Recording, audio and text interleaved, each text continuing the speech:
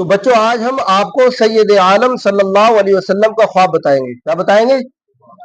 خواب دنیا دیکھتی ہے مگر جو انبیاء اکرام کے خواب ہوتے ہیں ماشاءاللہ سبحان اللہ ان کی شانی کیا نرالی ہے. میرے آقا صلی اللہ علیہ وسلم یہ یاد رہے کہ انبیاء اکرام علیہ الصلوۃ والسلام کے خواب وہی ہوتے ہیں. کیا ہوتے ہیں؟ اللہ کی طرف سے وہی ہوتی ہے. سمجھ رہے ہیں؟ حضرت سمرہ بن جندب رضی اللہ تعالی عنہ فرماتے ہیں کہ مالک کونین صلی اللہ علیہ وسلم نے بعد نماز فجر فرمایا. کیا فرمایا؟ بعد نماز فجر فرمایا اپنے صحابہ سے تم میں سے کسی نے کوئی خواب دیکھا؟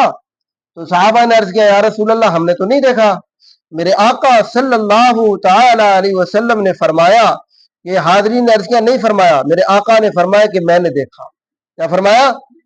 میں نے دیکھا کہ میرے پاس دو آدمی آئے. کتنے آدمی آئے؟ کس کے پاس آئے؟ آمنہ کے لال مدینے کے تاجدار میرے آقا صلی اللہ علیہ وسلم کی بارگاہ میں دو آدمی آئے اور ہاتھ پکڑ کر زمین شام کی طرف مجھے لے چلے. کہاں لے چلے؟ زمین شام کی طرف مجھے لے چلے. تو دیکھا ایک آدمی بیٹھا ہے. کیا ہے؟ ایک آدمی بیٹھا اور ایک کھڑا ہے جس کے ہاتھ میں لوہے کا آکڑا ہے. آکڑا سمجھتے ہو؟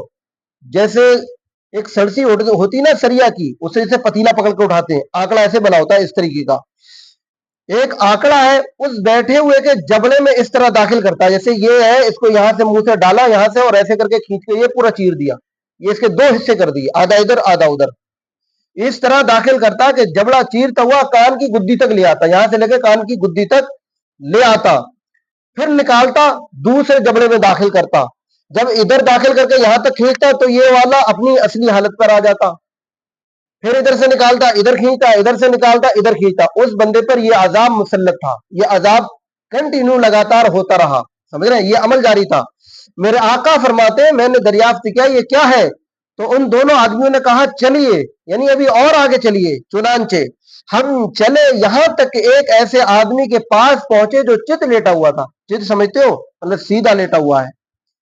اس کے سر پر اس قدر سے، چت لیٹے ہوئے کے سر پر اس قدر زور سے مارتا کہ سر کچل جاتا.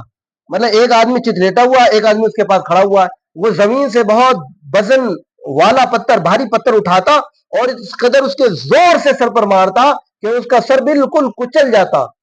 اور پھر وہ جاتا پتھر کو اٹھا کر لاتا تو اس کا سر پھر سے اصلی حالت پر آ جاتا. پھر اس قدر زور سے مارتا. الغرض یہ کہ پھر یہی سلسلہ جاری رہا. میرے آقا فرماتے میں نے دریافت کیا یہ کیا ہے؟ انہوں نے کہا چلیے. چنانچہ ہم چلے یہاں تک ایک تندور کی مانند غار میں پہنچے. تندور سمجھتے ہو؟ جہاں ایک تندور ہوتا ہے گول سا نیچے کو پھیلا ہوا ہوتا ہے، اس میں آدمی روٹی بناتا ہے. سمجھ رہے؟ تندور کے مانند ایک غار دیکھی جو اوپر سے تنگ اور نیچے سے بہت کشادہ تھا. اس میں آگ جل رہی تھی. اندر کچھ برہنہ سمجھتے ہو؟ یعنی ننگا بغیر کپڑوں کے مرد عورت اندر موجود تھے. کون تھے؟ مرد عورت برہنہ یعنی ننگے موجود تھے. اور عورتیں تھیں. آگ کے شعلے جب اوپر کو بلند ہوتے تو وہ ننگے مرد عورت ان آگ کے شعلوں کے ساتھ اوپر آتے، اور جب وہ آگ کے شعلے نیچے جاتے تو وہ ان کے ساتھ نیچے چلے جاتے. میرے آقا صلی اللہ علیہ وسلم نے فرمایا یہ کون لوگ ہیں؟ فرمایا چنانچہ آگے چلیے یہاں تک کہ پھر آگے چلے تو ایک خون کی نہر تھی. کون سی نہر تھی؟ خون کی نہر پر پہنچے. اس میں ایک آدمی تھا اور ایک آدمی کنارے اس کے جس کے سامنے پتھر پڑا ہوا تھا. اندر والا آدمی جو نہر کے اندر تھا جب وہ باہر کنارے پر آنے کی کوشش کرتا، جو باہر کھڑا والا آدمی وہ اس قدر زور سے پتھر مارتا کہ وہ بیچارہ جہاں تھا وہاں پہنچ جاتا. پھر وہ پتھر اٹھاتا، پھر وہ باہر آنے کی کوشش کرا، پھر اس کو مارتا.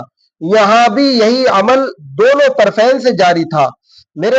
میں نے دریافت کیا یہ کیا ہے؟ انہوں نے کہا کہ چلیے. چنانچہ چلے کہ حتیٰ ایک سرسبز باغ آیا. کیا آیا؟ ایک باغ آیا. باغ میں پہنچے، اس میں ایک بڑا درخت تھا جس کی جڑیں ایک بوڑھے آدمی اور کچھ بچے تھے. جس کی جڑ میں ایک بوڑھا آدمی اور کچھ بچے تھے. اس درخت کے قریب ایک آدمی آگ جلا رہا تھا. میرے دونوں ساتھی مجھ کو لے کر اس درخت پر چڑھ گئے اور درخت کے درمیان ایک مکان تھا، اس میں مجھ کو داخل کر دیا. ایسا خوبصورت مکان میں نے کبھی نہ دیکھا. کون فرماتا؟ میرے آقا صلی اللہ علیہ وسلم. اس میں بوڑھے اور جوان مرد تھے، بچے عورتیں بھی تھیں. پھر مجھ کو اس مکان سے نکال کر درخت کے اوپر چڑھے اور ایسے مکان میں داخل کیا جو اس سے بہترین تھا، اس میں بوڑھے جوان تھے۔ میں نے ان دونوں ساتھیوں سے کہا کہ تم نے مجھے رات بھر گھمایا، بتاؤ میں نے جو کچھ دیکھا وہ کیا تھا؟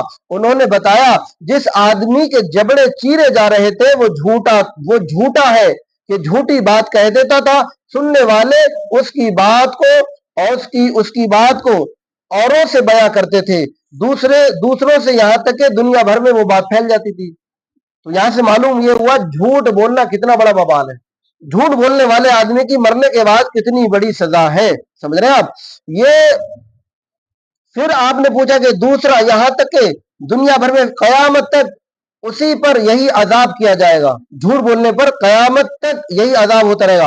اور جس کا سر کچلتا، ملاحظہ فرمایا یہ وہ شخص ہے جس کو اللہ تعالیٰ نے علم قرآن عطا فرمایا۔ کیا فرمایا؟ علم قرآن عطا فرمایا، نہ رات میں اس کی تلاوت کی، نہ دن میں اس کے احکام پر عمل کیا، قیامت تک اس پر یہی عذاب ہوتا رہے گا۔ اور جن کو اس غار میں ملاحظہ فرمایا تھا، یہ وہ مرد عورتیں ہیں جنہوں نے دنیا میں زناکاری بدکاری کی، یہ ان پر عذاب مسلط ہوگا مرنے کے بعد قیامت تک۔ اور جس کو خون کی نہر میں ملاحظہ فرمایا وہ سود خور ہے۔ اور اس بڑے درخت کی جڑ میں جو بوڑھے آدمی تھے وہ حضرت ابراہیم علیہ السلام ہیں، ان کے پاس جو بچے تھے وہ لوگوں کی اولادیں ہیں۔ اور اس درخت کے قریب جو صاحب آگ جلا رہے تھے وہ مالک خازن یعنی جہنم، مالک خازن جہنم ہے۔ اور جس مکان میں آپ پہلی مرتبہ داخل ہوئے تھے وہ عام مسلمانوں کا مکان ہے، اور یہ مکان شہیدوں کے واسطے ہے۔ میں جبرائیل ہوں اور یہ میکائیل ہے۔ سبحان اللہ۔ جو میرے آقا صلی اللہ علیہ وسلم کو دو لوگ لے کر گئے وہ کون تھے؟ ایک حضرت جبرائیل تھے، ایک حضرت میکائیل تھے۔ آپ سر اٹھائیے، حضور فرماتے میں نے سر اٹھایا تو ایک سفید بر نظر آیا، تو ان دونوں نے عرض کیا حضور یہ آپ کا مقام ہے۔ سبحان اللہ۔ آپ نے فرمایا کہ چھوڑو تاکہ میں داخل ہو جاؤں۔ عرض کیا کہ ابھی آپ کی عمر باقی ہے، جب پوری ہو جائے گی تو اس میں تشریف لے جائیں گے۔ یہ بخاری شریف کی بات بتا رہا ہوں میں۔ سبحان اللہ۔